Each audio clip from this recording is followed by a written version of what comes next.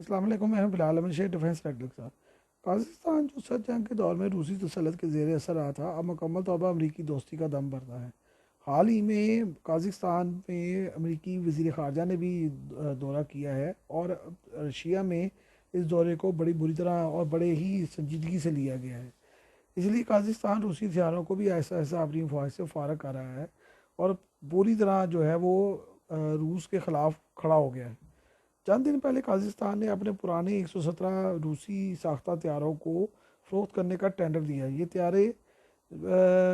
जो हैं जहां हैं की बुनियाद पर फ़रोख्त किए गए हैं और इन हथियारों में रूसी मिग 27, मिग 29, मिग 31 और सुखोई 24 हथियारे शामिल हैं। इस पूरे पैकेज की कीमत $2.26 मिलियन रखी गई, यानी सिर्फ एक एक हथियारा सिर्फ 19,300 अमरीकी डॉलर में फ़रोख्त कर दिया गया है। और कहा यह जा रहा है कि एक ऑफशोर कंपनी के ज़रिए अमेरिका ने इन 81 हथियारों को ख़रीदा है और इतलात ये हैं कि इन हथियारों को एक गैर मुल्की कंपनी के ज़रिए फ़रोख्त कर कर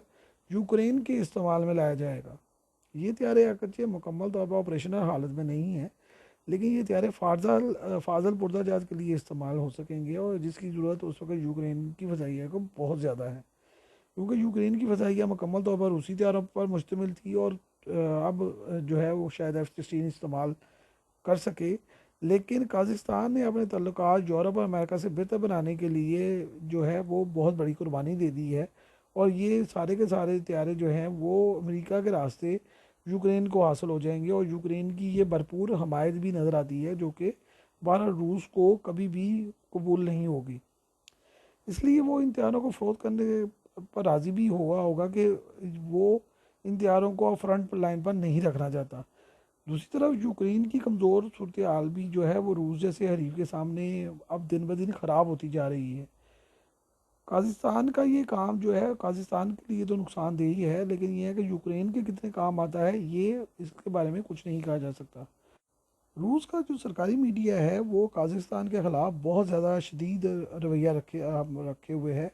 और जब अमेरिकी वज़ीर ख़ारजा ने फरवरी में काज़ाकिस्तान का दौरा किया था तो जो रूसी सरकारी मीडिया था उसने अपनी हुकूमत को ये मशवरा दिया था कि वो काज़ाकिस्तान पर भी उसी तरह हमला कर दे जिस तरह के उसने यूक्रेन पर हमला किया है और हालात दिन ब दिन वहाँ पर कशीदा होते जा रहे हैं। लेकिन काज़ाकिस्तान जो है वो इस वक्त अमरीकी जो दोस्ती है उसके लिए बहुत ज़्यादा एडवांस स्टेज पर जा चुका है और अब ये नताइज निकलने हैं कि काज़ाकिस्तान